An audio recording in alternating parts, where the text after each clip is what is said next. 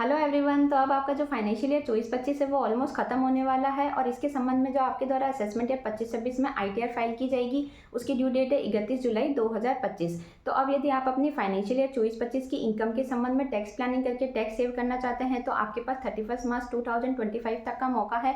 आप इन्वेस्टमेंट करके अपनी टैक्स प्लानिंग जो है वो कर सकते हैं। अब साथ ही आपकी फाइनेंशियल ईयर 24-25 की इनकम के संबंध में कौन सी टैक्स रिजीम आपके लिए ज़्यादा बेनिफिशियल होने वाली है, यानी कि ओल्ड टैक्स रिजीम आपके लिए ज़्यादा बेनिफिशियल होने वाली है या न्यू टैक्स रिजीम ज़्यादा बेनिफिशियल होने वाली है, ये हम आज की इस वीडियो में डिस्कस करेंगे। तो आज की वीडियो आपके लिए काफ़ी यूजफुल होने वाली है, इसलिए वीडियो को एंड तक जरूर देखें। Mastering tax planning strategy for financial year 24-25 assessment year 25-26।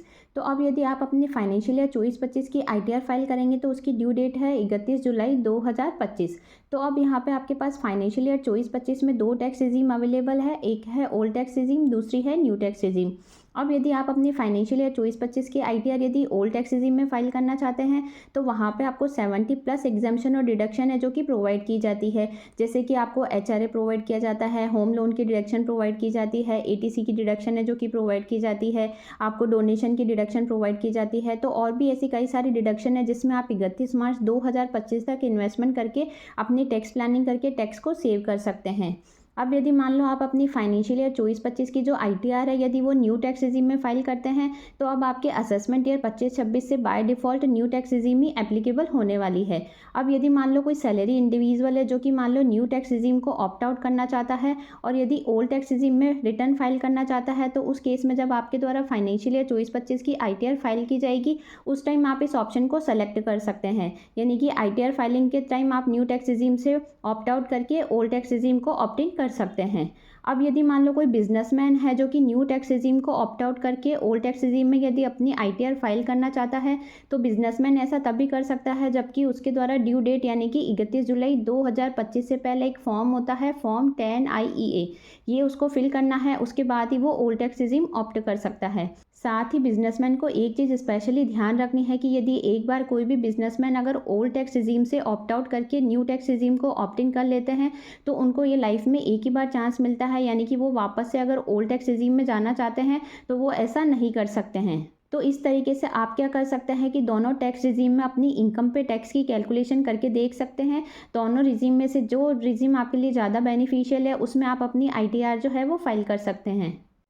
Next है टैक्स रेट। तो अब यदि मान लो आप ओल्ड टैक्स रिजीम में आईटीआर फाइल करते हैं तो उस केस में अगर कोई पर्सन जिनकी एज 60 साल से कम है तो उनके 2.5 लाख रुपए तक की इनकम पे उनको फाइनेंशियल ईयर 24-25 में कोई भी टैक्स का पेमेंट नहीं करना है। लेकिन यदि इनकम 2.5 लाख रुपए से 5 लाख रुपए के बीच में है तो 5% से टैक्स का पेमेंट करना है। यदि इनकम 5 लाख से 10 लाख रुपए के बीच में है तो 20% से टैक्स का पेमेंट करना है और यदि इनकम 10 लाख रुपए से ज़्यादा है तो उस केस में 30% से टैक्स का पेमेंट करना है। लेकिन यदि मान लो कोई पर्सन है जिनकी एज 60 साल से ज़्यादा है लेकिन 80 साल से कम है, यानी कि अगर कोई सीनियर सिटीज़न है और वो यदि ओल्ड टैक्स रिजीम में अपनी आईटीआर फाइल करता है तो उस केस में उनकी 3 लाख रुपए तक की इनकम एग्जेम्प्ट है, यानी कि 3 लाख रुपए तक की इनकम पे उनको कोई भी टैक्स का पेमेंट नहीं करना है। अब सीनियर सिटीज़न की इनकम 3 लाख रुपये से 5 लाख रुपये के बीच में है तो उस केस में 5% से टैक्स का पेमेंट करना है। यदि इनकम 5 लाख से 10 लाख रुपये के बीच में है तो 20% से टैक्स का पेमेंट करना है और यदि इनकम 10 लाख रुपये से ज़्यादा है तो उस केस में 30% से टैक्स का पेमेंट करना है। नेक्स्ट है सुपर सीनियर सिटीजन, यानी कि ऐसे पर्सन जिनकी एज 80 साल से ज़्यादा है और यदि वो ओल्ड टैक्स रिजीम में अपनी आईटीआर फाइल करते हैं तो उस केस में उनकी 5 लाख रुपए तक की इनकम एग्जेम्प्ट है, यानी कि 5 लाख रुपए तक की इनकम पे उनको कोई भी टैक्स का पेमेंट नहीं करना है। यदि इनकम 5 लाख रुपए से 10 लाख रुपए के बीच में है तो 20% से टैक्स का पेमेंट करना है और यदि इनकम 10 लाख रुपए से ज़्यादा है तो उस केस में 30% से टैक्स का पेमेंट करना है। तो इस तरीके से अगर कोई टैक्स पेयर है जिसके द्वारा ओल्ड टैक्स रिजीम में अपनी आईटीआर फाइल की जाती है तो उस केस में उनके इनकम पे टैक्स की जो कैलकुलेशन है वो एज के अकॉर्डिंग जो स्लैब रेट एप्लीकेबल होती है उसके अकॉर्डिंग ही की जाती है। नेक्स्ट है tax slab under new tax regime. तो अब यदि मान लो कोई टैक्स पेयर है जो कि अपनी फाइनेंशियल ईयर 24-25 की आईटीआर यदि न्यू टैक्स रिजीम में फाइल करते हैं तो वहाँ पे सभी टैक्स पेयर के लिए जो टैक्स स्लैब रेट है वो सेम है, यानी कि अगर सीनियर सिटीज़न हो या अदर देन सीनियर सिटीज़न हो सभी के लिए 3 लाख रुपये तक की इनकम पे कोई भी टैक्स का पेमेंट नहीं करना है। यदि इनकम 3 लाख रुपये से 7 लाख रुपये के बीच में है तो 5% से टैक्स का पेमेंट करना है। यदि इनकम 7 लाख रुपये से 10 लाख रुपये के बीच में है तो 10% से टैक्स का पेमेंट करना है। यदि इनकम 10 लाख रुपए से 12 लाख रुपए के बीच में है तो 15%, 12 लाख से 15 लाख रुपए के बीच में 20%, और यदि इनकम 15 लाख रुपए से ज़्यादा हो जाती है तो उस केस में 30% से टैक्स का पेमेंट करना है। तो इस तरीके से न्यू टैक्स रेजिम में आपके इनकम पर टैक्स की कैलकुलेशन की जाती है। नेक्स्ट है सरचार्ज फॉर फाइनेंशियल ईयर 24-25। तो अब मान लो अगर कोई पर्सन है जैसे कि individual, HUF, AOP, BOI, artificial judicial person, जिनकी फाइनेंशियल ईयर 24-25 में अगर नेट टैक्सेबल इनकम एक लिमिट से क्रॉस हो जाती है तो उस इनकम पे उनको सरचार्ज का भी पेमेंट करना पड़ता है। तो अब मान लो अगर कोई पर्सन है जिसकी इनकम जो है वो 50 लाख रुपये से कम है फाइनेंशियल ईयर 24-25 में, तो दोनों ही टैक्स रेजिम में कोई भी सरचार्ज का पेमेंट नहीं करना है। यदि इनकम 50 लाख रुपए से ज़्यादा है लेकिन 1 करोड़ रुपए के अंदर है तो उस केस में 10% से सरचार्ज का पेमेंट करना है ओल्ड टैक्स रेजिम और न्यू टैक्स रेजिम में। अब यदि इनकम 1 करोड़ रुपए से ज़्यादा है लेकिन 2 करोड़ रुपए के अंदर है तो उस केस में 15% से सरचार्ज का पेमेंट करना है। यदि इनकम 2 करोड़ रुपए से ज़्यादा है लेकिन 5 करोड़ रुपए के अंदर है तो उस केस में 25% से सरचार्ज का पेमेंट करना है। और यदि इनकम 5 करोड़ रुपए से ज़्यादा है तो उस केस में आपके बजट 2024 में न्यू टैक्स रेजिम में गवर्नमेंट के द्वारा सरचार्ज की जो रेट है उसको चेंज कर दिया। तो अब यदि आपकी फाइनेंशियल ईयर 24-25 की जो इनकम है वो 5 करोड़ रुपए से ज़्यादा है तो ओल्ड टैक्स रेजिम में यदि आप आईटीआर फाइल करते हैं तो वहाँ पे आपको 37% से सरचार्ज का पेमेंट करना है। और यदि न्यू टैक्स रेजिम में आप आईटीआर फाइल करते हैं तो वहाँ पे आपको 25% से सरचार्ज का पेमेंट करना है। और साथ ही फाइनेंशियल ईयर 24-25 में आपकी जितनी टैक्स लायबिलिटी बन रही है और उस पर जितना आपका सरचार्ज बन रहा है उन दोनों पर आपको हेल्थ एजुकेशन सेस का भी पेमेंट करना है 4% से। तो इस तरीके से आपकी इनकम पे सरचार्ज की कैलकुलेशन की जाती है। नेक्स्ट है rebate 87A for financial year 24-25। तो अब यदि आप अपनी फाइनेंशियल ईयर 24-25 की आईटीआर ओल्ड टैक्स रेजिम में फाइल करते हैं तो उस केस में यदि आपकी इनकम 5 लाख रुपए तक है तो आप क्या कर सकते हैं कि सेक्शन 87A में 12,500 रुपये की रिबेट का बेनिफिट ले सकते हैं। तो अब यदि आप ओल्ड टैक्स रेजिम में रिटर्न फाइल करते हैं तो आपको एक बेनिफिट ये मिलता है कि यहाँ पर आप स्पेशल कैटेगरी की इनकम जैसे कि आपकी शेयर मार्केट की इनकम है तो उस केस में आप क्या कर सकते हैं 87A की रिबेट का बेनिफिट भी ले सकते हैं। लेकिन यदि आप अपनी आईटीआर न्यू टैक्स रेजिम में फाइल करते हैं तो उस केस में यदि आपकी 7 लाख रुपए तक इनकम है तो आपको कोई भी टैक्स का पेमेंट नहीं करना है। और साथ ही आपको सेक्शन 87A में 25,000 रुपये की रिबेट का बेनिफिट भी मिल जाता है। लेकिन एक चीज़ आपको ध्यान रखनी है कि न्यू टैक्स रेजिम में यदि आप आईटीआर फाइल करते हैं तो आपको स्पेशल कैटेगरी की जो इनकम होती है जैसे कि शेयर मार्केट की इनकम है तो वहाँ पर आप 87A की रिबेट का बेनिफिट नहीं ले सकते। फॉर एग्जाम्पल मान लो आपकी फाइनेंशियल ईयर 24-25 की इनकम है 4 लाख रुपये की। अब इस इनकम में आपकी पूरी की पूरी इनकम जो है वो शेयर मार्केट की है तो उस केस में क्या होगा कि 3 लाख रुपए तक की बेसिक एग्जेम्पशन लिमिट का बेनिफिट आपको मिल जाएगा और एक्स्ट्रा जो 1 लाख रुपए की इनकम है उस पर आपको 20% से टैक्स का पेमेंट करना है। तो इस तरीके से आपके सेक्शन 87A में रिबेट की कैलकुलेशन की जाती है। नेक्स्ट है marginal relief for financial year 24-25। तो अब यदि आप अपने फाइनेंशियल ईयर 24-25 की आईटीआर यदि ओल्ड टैक्स रेजिम में फाइल करते हैं तो वहाँ पे मार्जिनल रिलीफ का कोई भी कंसेप्ट नहीं है। यानी कि ओल्ड टैक्स रेजिम में यदि आपकी इनकम 5 लाख रुपए से 1 रुपये भी एक्स्ट्रा हो जाती है तो उस केस में आपको 2.5 लाख रुपए से जितनी ज़्यादा इनकम है उस पर आपको टैक्स का पेमेंट करना पड़ता है गवर्नमेंट को। लेकिन यदि आप अपनी फाइनेंशियल ईयर 24-25 की आईटीआर यदि न्यू टैक्स रेजिम में फाइल करते हैं तो उस केस में यदि आपकी इनकम 7 लाख से थोड़ी सी भी ज़्यादा हो जाती है तो आप मार्जिनल रिलीफ का बेनिफिट ले सकते हैं।